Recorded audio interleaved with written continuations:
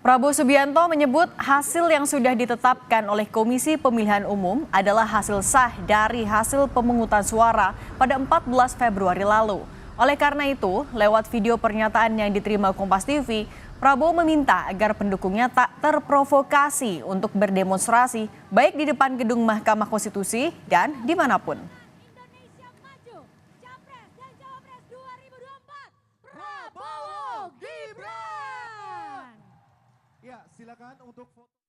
Saya Prabowo Subianto meminta dengan sungguh-sungguh kepada seluruh masyarakat Indonesia, khususnya 96,2 juta rakyat Indonesia yang telah memilih pasangan Prabowo Gibran untuk tidak melakukan aksi apapun di depan gedung Mahkamah Konstitusi ataupun di tempat-tempat lain, apalagi di jalanan, demi menjaga kesejukan demokrasi, menjaga persatuan dan keutuhan bangsa, menjaga kerukunan di antara seluruh rakyat Indonesia.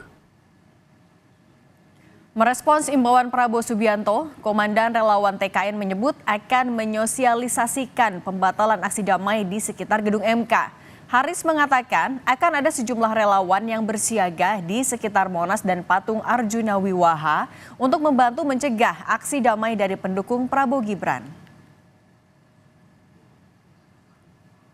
Kita akan bentuk tim untuk berjaga-jaga di Patung Kuda agar supaya jika ada pemilih atau pendukung Pak Prabowo Gibran yang datang ke sana belum mendapatkan informasi, kita akan meyakinkan mereka bahwa aksi ini dibatalkan berdasarkan apa yang sudah disampaikan oleh Pak Prabowo. Jelang putusan MK, informasi selengkapnya akan disampaikan jurnalis Kompas TV Tifal Solesa dari Gedung Mahkamah Konstitusi Jakarta. Tifal, selamat siang. Bagaimana kelanjutan rapat permusyawaratan hakim MK jelang putusan sengketa hasil Pilpres hari Senin nanti?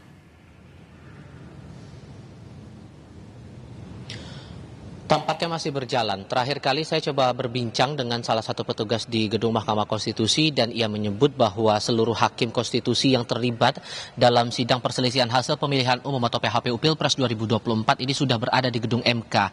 Bahkan salah satu hakim dalam hal ini yang ia sebut saat itu kepada saya, yakni Wakil Ketua MK Saldi Isra, menginap di sini sampai akhirnya akan menuju pembacaan putusan terkait dengan hasil sengketa Pilpres 2024 yang dibawa oleh dua pemohon, yakni pemohon dengan nomor registrasi permohonan 01 dari tim hukum nasional Anies Mohaimin dan nomor registrasi 2 dari tim hukum tim hukum Ganjar Pranowo Mahfud MD. Proses sidang sebetulnya sudah berjalan sejak tanggal 6 April lalu dan ditenggatkan akan selesai sampai esok hari setidaknya, sampai akhirnya pada tanggal 22 April nanti, Senin pekan depan, dijadwalkan pada pukul 9 pagi akan disampaikan hasil putusan atas permohonan sengketa Pilpres yang diajukan oleh dua pemohon yang sudah saya sempat sebutkan tadi di awal, Cindy. Kemudian juga soal kondisi di gedung MK jelang penyampaian putusan 2 hari lagi, pengamanan sterilisasi masih berlaku.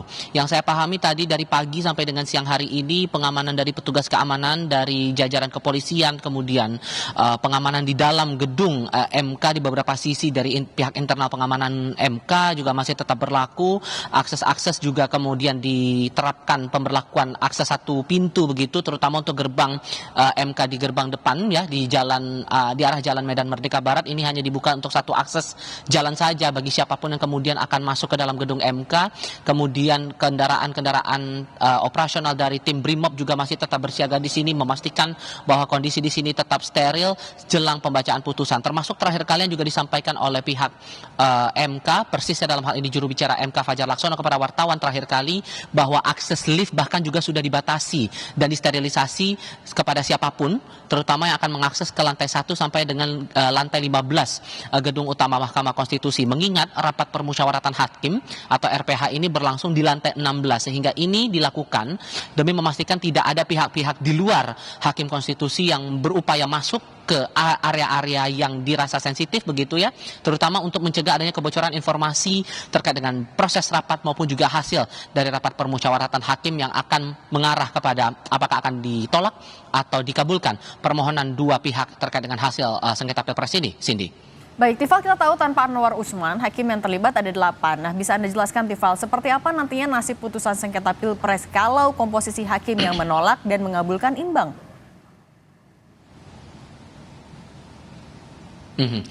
Dalam Undang-Undang Mahkamah Konstitusi sebetulnya sudah dijelaskan prosedur-prosedur atau tahapan dari rapat permusyawaratan hakim dan bagaimana ujungnya nanti setelah kemudian rapat dilakukan dan putusan akan dibacakan. Dalam proses rapat permusyawaratan hakim sebetulnya sudah diterangkan dalam pasal 45 Undang-Undang MK.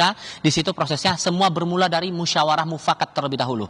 Dari rapat permusyawaratan hakim itu seluruh hakim konstitusi yang terlibat dalam satu perkara tertentu, terutama dalam hal ini dalam sidang PHPU, akan dimintai satu persatu pandangannya atas segala fakta persidangan, baik itu bukti, keterangan para saksi dan ahli, dan juga hal-hal lain yang menjadi bahan pertimbangan bagi para hakim konstitusi ini untuk menetapkan putusannya.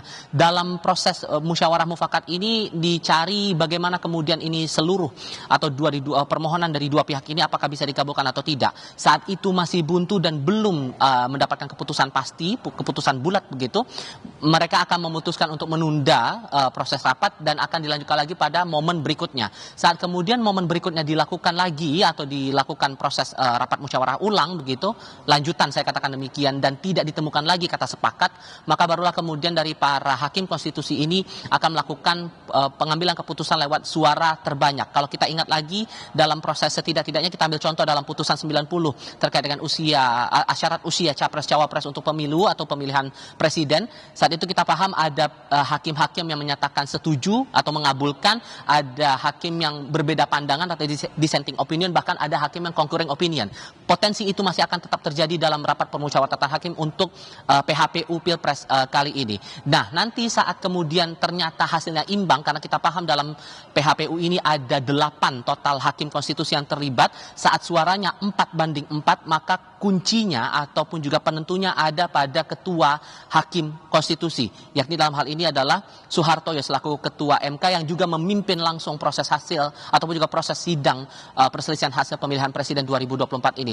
Begitu proses yang berlaku sampai akhirnya nanti dalam sidang akan disampaikan apakah kemudian hasil dari seluruh fakta-fakta persidangan, baik itu keterangan saksi, ahli dan juga permohonan ini dinyatakan beralasan atau tidak. Saat kemudian dipandang hasil-hasil dari rapat musyawarah dan menyesuaikan dengan permohonan itu cukup beralasan bagi hakim, maka kemudian ada bahasa bahwa permohonan itu dikabulkan. Itu sudah sesuai juga dengan pasal 77 Undang-Undang MK.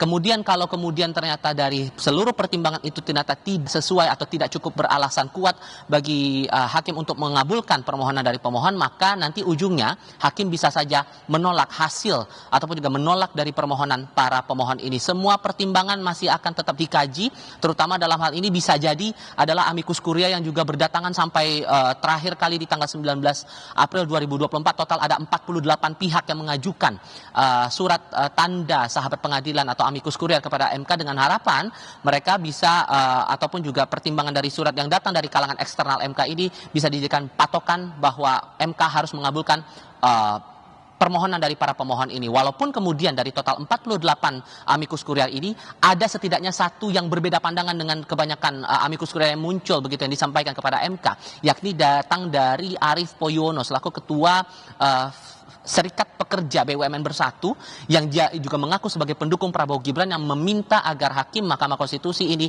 menolak seluruh permohonan dari para pemohon karena ia memandang bahwa proses dari pemilu sampai akhirnya memenangkan pasangan Prabowo Gibran ini sah dan tidak ada kecurangan yang dituduhkan oleh para pemohon. Semua masih dinamis, tentu yang jadi pertimbangannya adalah bagaimana fakta-fakta persidangan ini bisa menguatkan dari permohonan dari para pemohon, apakah itu cukup beralasan atau tidak. Semuanya sekali lagi akan bergantung pada hasil putusan nanti di tanggal 22 April 2024 dijadwalkan pada pukul 9 pagi. Kalau kita bicara kondisi sekarang, proses rapat permusyawaratan hakim masih tetap berjalan dan dipastikan berlaku secara tertutup sehingga tidak ada bocoran informasi apapun yang disampaikan kepada publik soal proses dan juga kemungkinan hasil yang akan dikeluarkan oleh para hakim konstitusi ini. Cindy. Sterilisasi gedung MK dilakukan untuk memastikan RPH dilakukan secara tertutup. Terima kasih jurnalis Kompas TV Tifal Solesa, selamat bertugas kembali.